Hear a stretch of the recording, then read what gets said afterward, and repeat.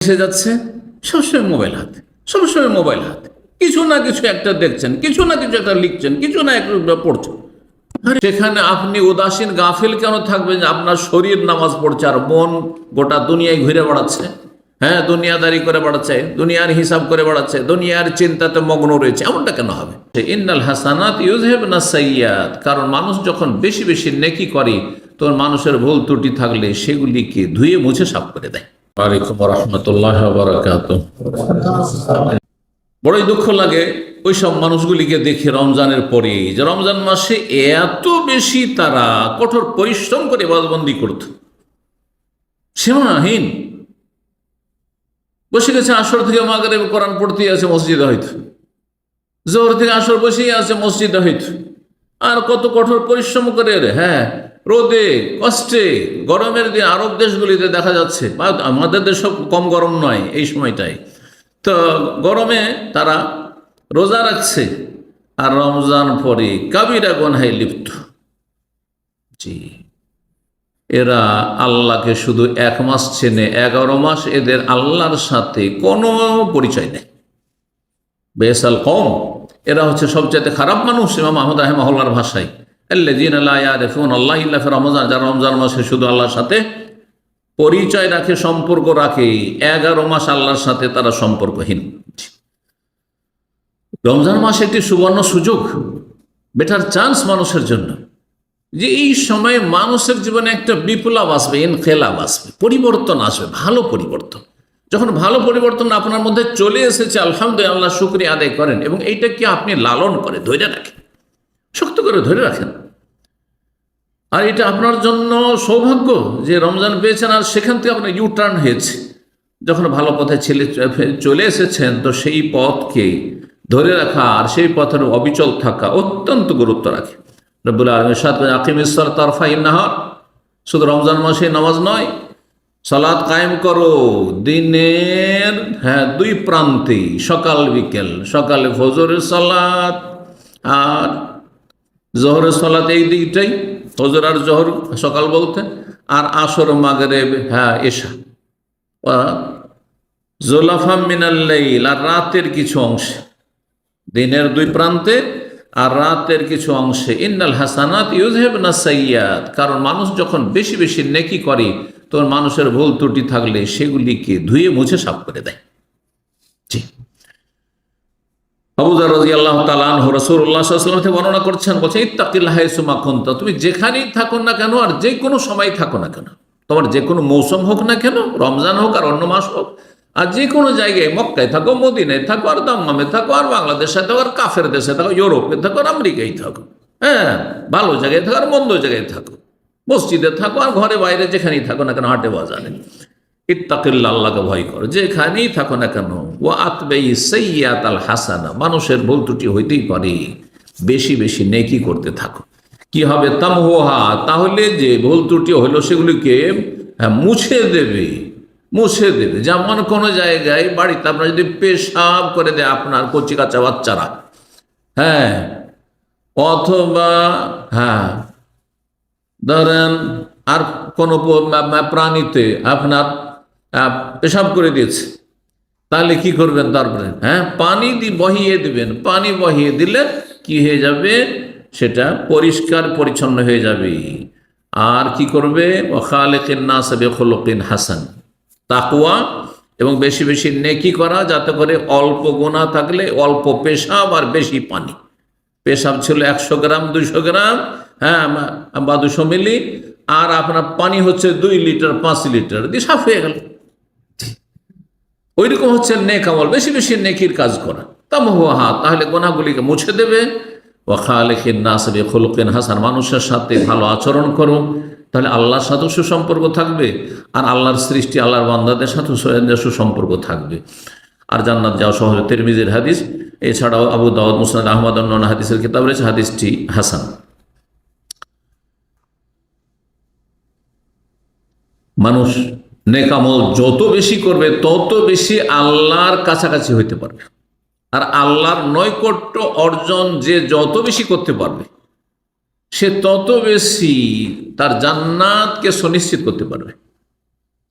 এই জন্য আল্লাহ বলছেন ওয়াসজুদ ওয়াক্তারিব, সিজদা করে আল্লাহর সান্নিধ্য লাভ করো, আল্লাহর কাছাকাছি হওয়ার চেষ্টা করো, আল্লাহর নৈকট্য অর্জন করো। আপনি যেখানে রব্বুল আলমিনের কাছাকাছি হইতে পারছেন সেখানে আপনার তাড়াহুড়া কেন থাকবে? সেখানে আপনার অন্য মনস্ক কেন থাকবেন? আপনি সেখানে আপনি উদাসীন গাফিল কেন থাকবেন? আপনার শরীর নামাজ পড়ছে আর মন গোটা দুনিয়ায় ঘুরে বেড়াচ্ছে, হ্যাঁ, দুনিয়াদারি করে বেড়াচ্ছে, দুনিয়ার হিসাব করে বেড়াচ্ছে, দুনিয়ার চিন্তাতে মগ্ন রয়েছে, এমনটা কেন হবে?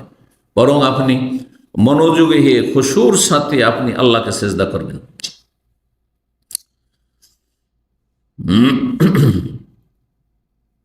মানুষের যেসব ইবাদত বন্দেগী অতীতে করেছে সেগুলো যদি কবুল হয়ে থাকে তার বিশেষ একটি লক্ষণ রয়েছে।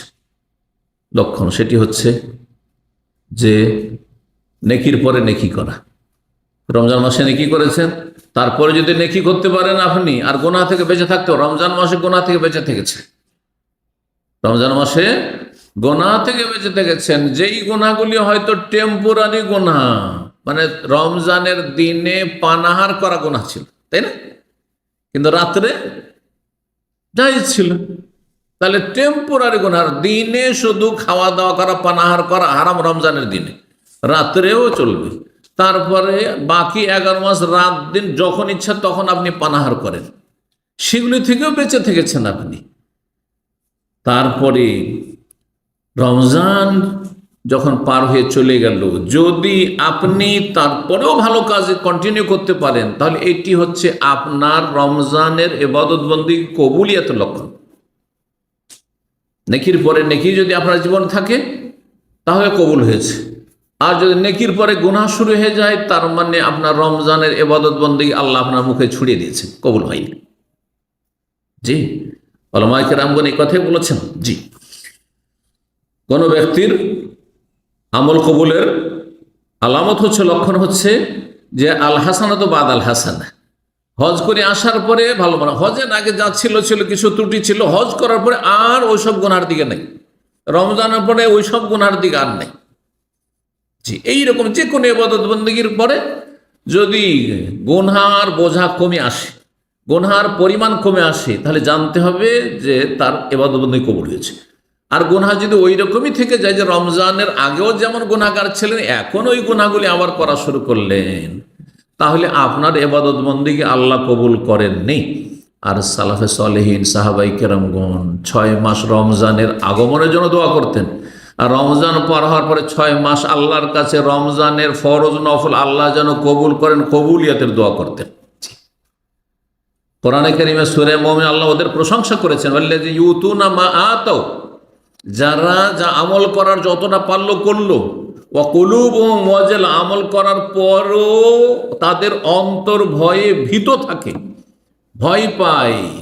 মা আয়েশা রাদিয়াল্লাহু তাআলা আনহা তার তাফসিরে বলছেন, নবী সাল্লাল্লাহু আলাইহি ওয়াসাল্লাম বর্ণনা করে যে ওরা ওই লোকেরা যারা আমল করার পরে ভয় পায় যে আল্লাহ আমার কবুল করলেন কিনা, আল্লাহ এর পারিতোষিক, এর প্রতিদান আল্লাহ আমার দেবেন কিনা, আল্লাহ আমাকে এই রমজানের নেক আমলের বিনিময়ে জান্নাত দেবেন কি, আল্লাহকে রাজি করতে পারলাম কিনা, এই চিন্তা যাদের কুলুবুহুম ওয়াজিলা, যেহেতু আল্লাহর কাছে ফিরে যেতে হবে, একদিন হিসাব দিতে হবে, এই আমলগুলি যদি তখন কাজে না আসে, অসার হয়ে যায়, তাহলে কোন লাভ? 6 মাস আল্লাহ তুমি রমজানে পৌঁছে দাও, যখন 6 মাস রমজানে বাকি, রমজানের পরে দীর্ঘ 6 মাস সওয়াল থেকে শুরু করে দোয়া করতেন যে আল্লাহ এই রমজানের ইবাদত বন্দেগী কবুল করো, রব্বানা তাকাব্বাল মিন্না ইন্নাকা আনতাস সামিউল আলিম। জি, একজন মুমিন ব্যক্তির চরিত্রে এমন হওয়া উচিত যে জীবনের শুরু থেকে শেষ পর্যন্ত যেন তৌহিদি জীবন গড়ে তুলতে পারে এবং তৌহিদ ভিত্তিক আল্লাহ রাব্বুল আলামিনের সন্তুষ্টির কাজে নিজেকে নিয়োজিত থাকতে পারে, লা ইলাহা ইল্লাল্লাহর পুরোপুরি বাস্তবায়ন করতে পারে।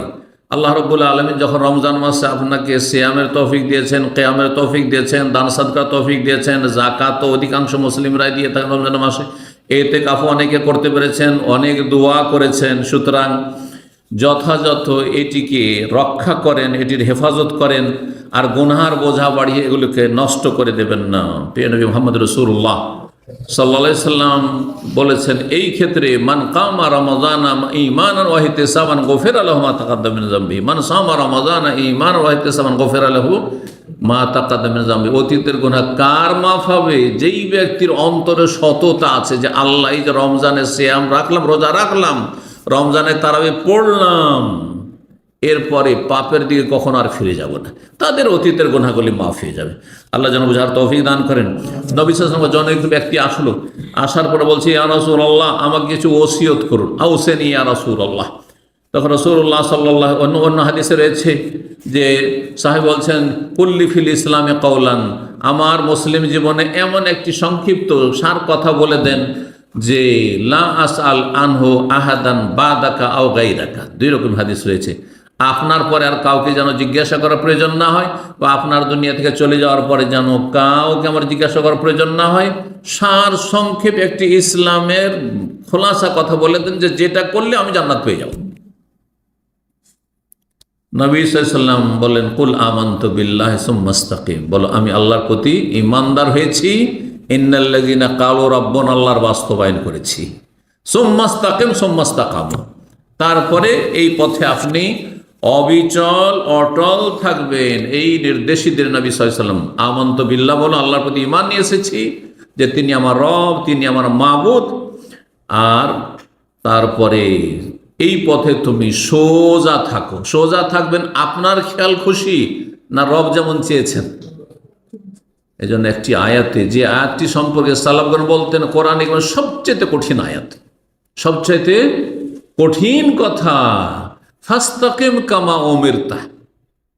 নবীকে আল্লাহ বলছে ফাস্তাকিম, হে নবী তুমি সোজা চলো, তোমার মন মোতাবেক নয়, হ্যাঁ তোমার মেজাজে নয়, তোমার খেয়াল খুশি না, কামা উমিরতা, যেমন তুমি আদিষ্ট হয়েছো, তোমাকে যেমন ভাবে চলতে বলেছি ওইভাবে সোজা চলতে হবে।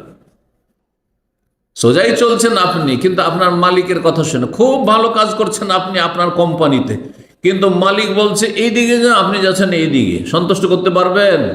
কামাউমের তা, যেই কাজ মালিক করতে বলছে সেই কাজ করে আপনাকে সোজা থাকতে হবে আপনার প্রতিষ্ঠান। আল্লাহ যেন বুঝার তৌফিক দান করেন। তারপর আল্লাহর কাছে সবচেয়ে প্রিয় আমল কি? আল্লাহর কাছে প্রিয় আমল অনেক বেশি আমল নাই, যদিও পরিমাণে কম হোক না কেন, ফরজে কম নয়, সুন্নত নফলের ক্ষেত্রে কমও যদি হয়, কিন্তু যত বেশি সেটা স্থায়ী হবে, কন্টিনিউ হবে, নিয়মিত হবে, সেটা আল্লাহর কাছে সবচেয়ে বেশি প্রিয়। এই মর্মে একাধিক হাদিস রয়েছে বিভিন্ন ভাষায়, সহিহ বুখারীতে রয়েছে, সহিহ মুসলিমে রয়েছে। নবী সাল্লাল্লাহু আলাইহি ওয়াসাল্লাম আহাব্বুল আমালি ইলাল্লাহি আদওয়ামুহা, আল্লাহর সবচেয়ে প্রিয় আমল হচ্ছে যে আমল স্থায়ী হয়ে থাকে। সেজন্য একজন মানুষ শুধু রমজান মাসেই আল্লাহর ইবাদতবন্দি করে তা নয়, গোটা বছর আল্লাহর ইবাদতবন্দি করে যাবে, গোটা বছর ফরজ ওয়াজিবের হেফাজত করে, গোটা বছর হারাম নাজায়েজ থেকে বেঁচে থাকবে।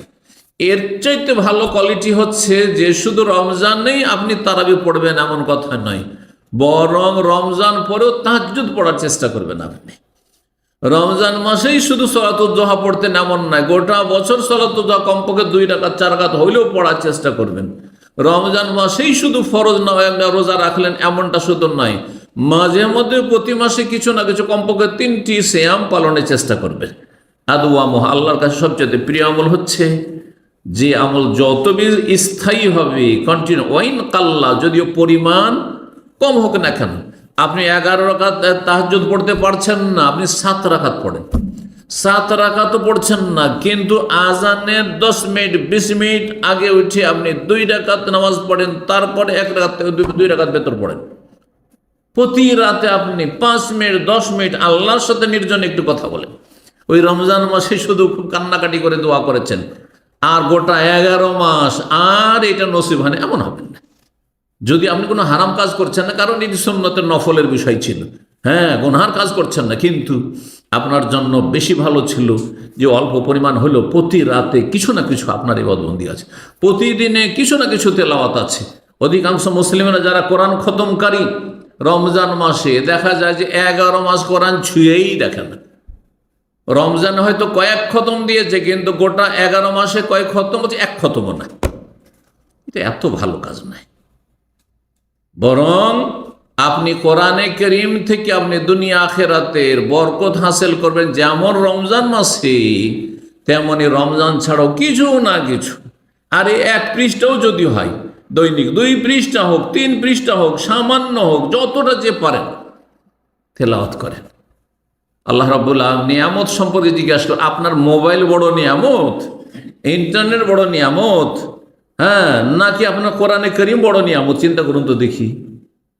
হ্যাঁ, সুম্মা লা তুসআলুন্না ইয়াওমাইযিন আনিন নাঈম, অতঃপর অবশ্যই জিজ্ঞাসা করা হবে তোমাদেরকে ইয়াওমাইযিন, হাসরের মাঠে, আনিন নাঈম, প্রতিটি নিয়ামত সম্পর্কে, হায়াত সম্পর্কে, যৌবন সম্পর্কে, সময় সম্পর্কে, ধন সম্পদ সম্পর্কে, হ্যাঁ, নিরাপত্তা সম্পর্কে, ইত্যাদি সমস্ত নিয়ামত সম্পর্কে, রুজি রোজগার সম্পর্কে, সমস্ত নিয়ামত সম্পর্কে, মোবাইল সম্পর্কে জিজ্ঞাসা করা হবে। তো কোরআন সময় জিজ্ঞাসা করা হবে না যে কোরআনে কি হক আদায় করেছিলে? কোরআন তো তোমার বাড়িতে ছিল না, হ্যাঁ, না মোবাইলই শুধু ছিল? হ্যাঁ, কোরআন ছিল। মসজিদে কোরআন ছিল না? ছিল। কোরআন তেলাওয়াত করতে বলছে আল্লাহ সময় পেতাম না। মোবাইল, হ্যাঁ, কত ঘন্টা? বলছে বেশি না আল্লাহ, দিনে 6 ঘন্টা, দিনে 6 ঘন্টা মোবাইল। অধিকাংশ লোক 6 ঘন্টার কম মোবাইল হাতে রাখেন না। আল্লাহ, বিনা বাড়াবাড়িতে আমার নিজের ক্যালকুলেশনে বলছি, 6 ঘন্টা, কমপক্ষে 8 ঘন্টা ডিউটি করছেন, আর বাকি সময়টা কি করছে আপনি নিজে হিসাব করে দেখবেন। 5 ঘন্টা থেকে 6 ঘন্টা অধিকাংশ লোক আজকাল ঘুমায়, হ্যাঁ, এর বেশি হয়তো নয়, হ্যাঁ, ব্যতিক্রম 7 ঘন্টা 8 ঘন্টার লোক, আর তার বেশি ঘুমানো কোনো ভালো কাজ নয়। আর বাকি সময়টা কিসে যাচ্ছে? সবসময় মোবাইল হাতে, সবসময় মোবাইল হাতে, কিছু না কিছু একটা দেখছেন, কিছু না কিছু একটা লিখছেন, কিছু না একটু পড়ছেন।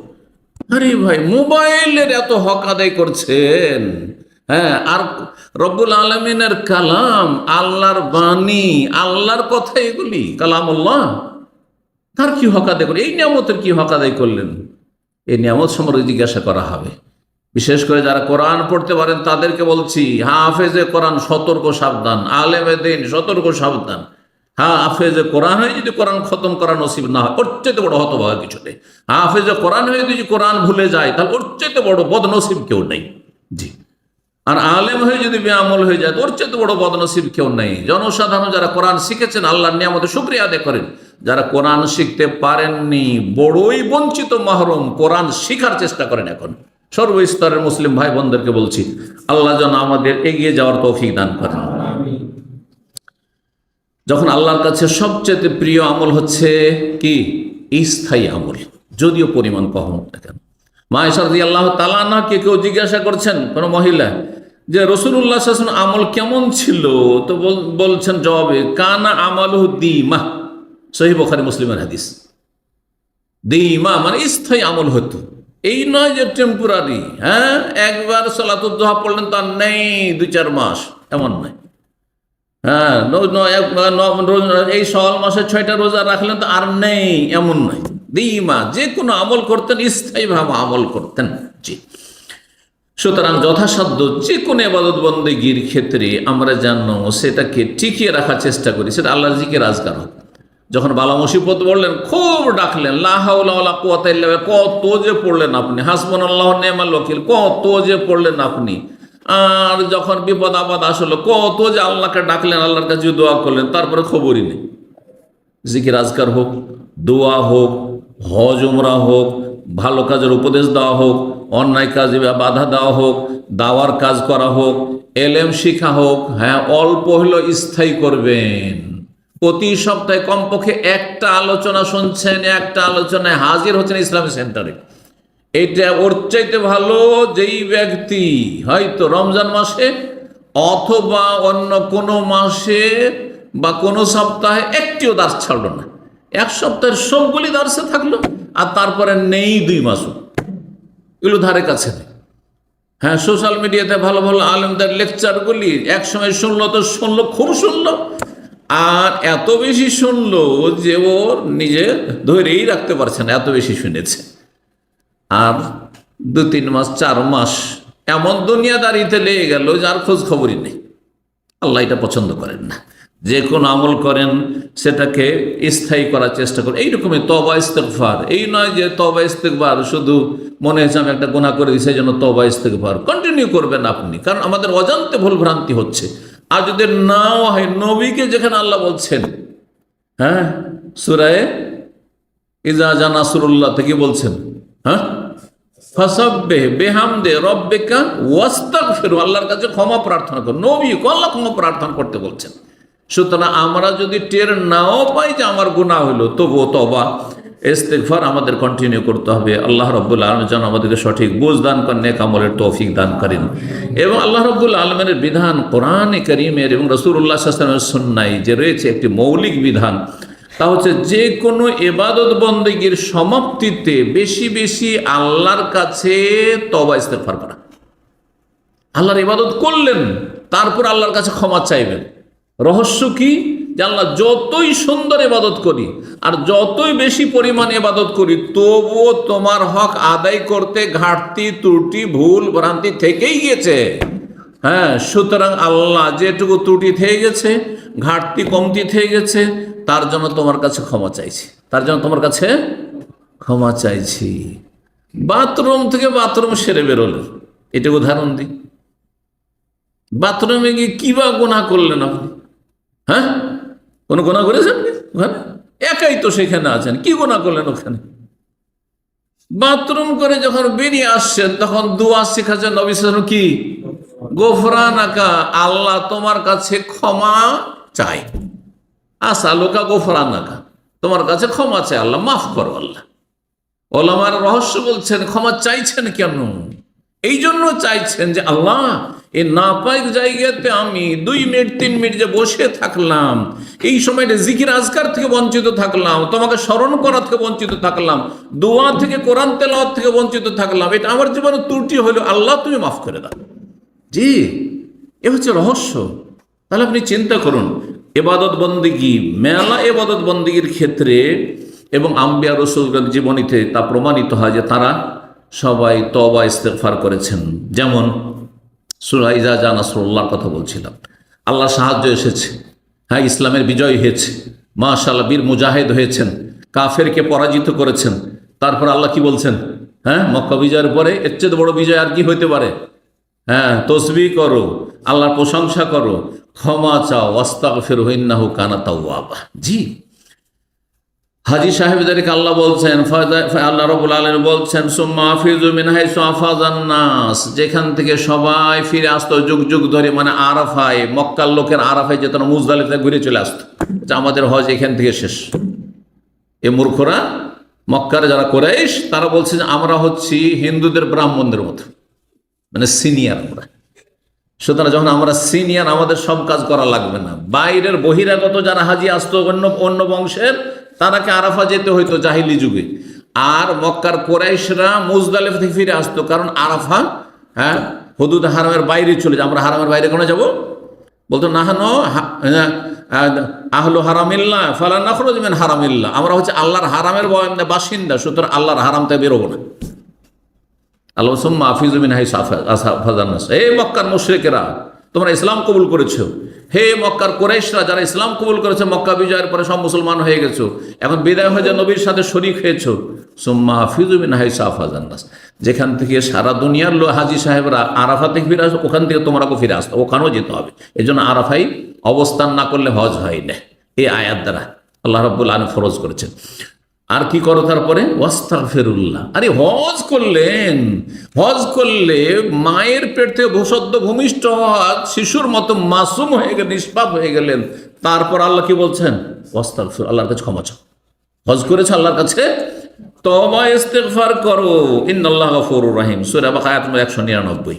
নূহ আলাইহিস সালামের মতো শ্রেষ্ঠ রাসূল, 5 জন রাসূলের অন্যতম রাসূল নূহ আলাইহিস সালাম, তাকে আল্লাহ বলছেন যে তুমি নিজে ইস্তিগফার করো। হ্যাঁ, কোন নবী এমন ছিলেন না যে উম্মতকে বলবেন তোমরা আল্লাহর কাছে ক্ষমা চাও, নিজে ক্ষমা চাইবেন না। হ্যাঁ হ্যাঁ, কোনো ইবাদত নিজে করবেন না, আমল করবেন না, আর অন্যকে আমল করতে বলবেন, এটা নবীদের চরিত্র ছিল না। হ্যাঁ, বলছেন কোরআনে সূরা ইস্তাগফিরু রাব্বাকুম, তোমার রবের কাছে ক্ষমা প্রার্থনা করো, ইন্নাহু কানা গাফফার।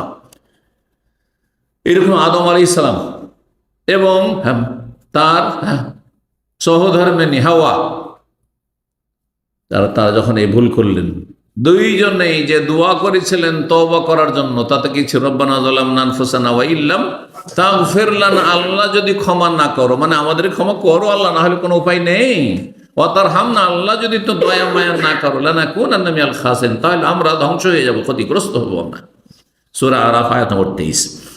এইরকম হুদ আলাইহিস সালাম তওবা ইস্তেগফার করেছেন, জাতিকে তওবা ইস্তেগফার করতে বলেছেন। সুলাইমান আলাইহিস সালাম, এত বড় বিশাল রাজত্ব, আর ইসলাম সেই যুগে সবচেয়ে বেশি শক্তিশালী আল্লাহর জমিনে সুলাইমান আলাইহিস সালামের জমানে, যেখানে সুলাইমান আলাইহিস সালামের রাজত্ব পশু পাখির ওপর চলে, জিনদের ওপর চলে, তো মানুষের উপর চলে না?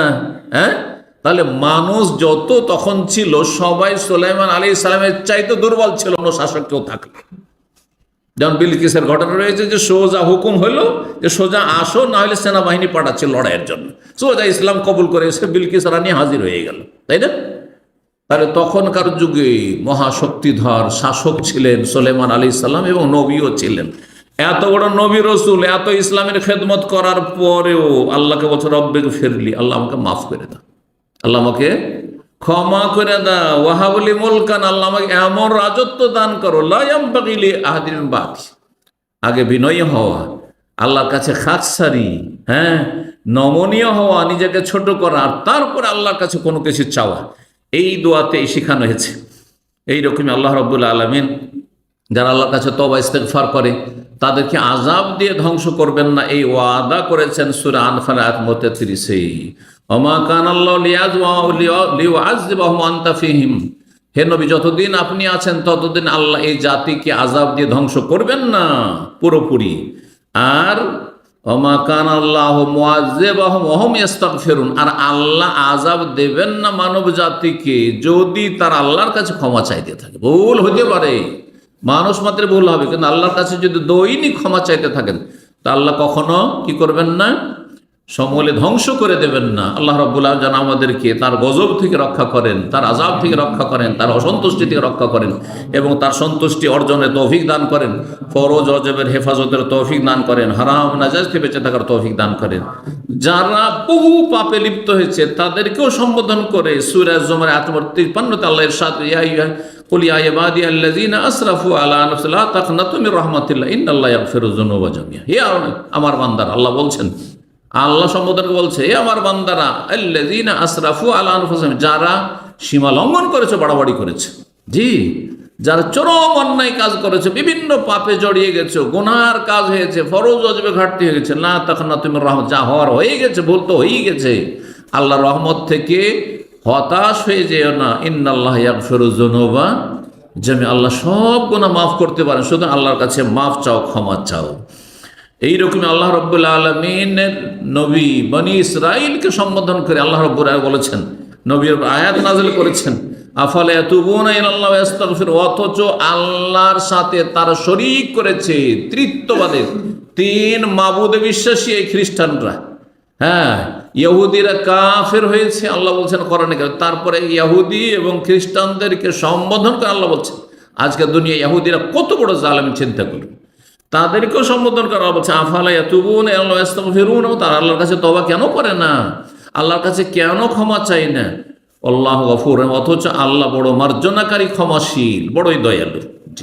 যে কোনো মানুষকে, শুধু মুসলিমকে না, যে কোনো মানুষকে সম্বোধন করে আল্লাহ বলছেন, যে কোনো মানুষের ক্ষেত্রে আল্লাহ বলছেন, ওমাই ইয়ামাল সুআন, কেউ যদি কোনো পাপ করে, আও ইয়াজলিম নাফসা, অথবা নিজের উপর যদি জুলম অত্যাচার করে, কোনো অন্যায় কাজে লিপ্ত হয়ে যায়, সুম্মা ইস্তাগফিরিল্লাহ, তারপর আল্লাহর কাছে যদি ক্ষমা প্রার্থনা করে, ইয়াজিদিল্লাহা গফুরার রহিম, তাহলে আল্লাহকে অবশ্যই বড় মার্জনাশীল, বড় ক্ষমাকারী এবং দয়ালু পাবে।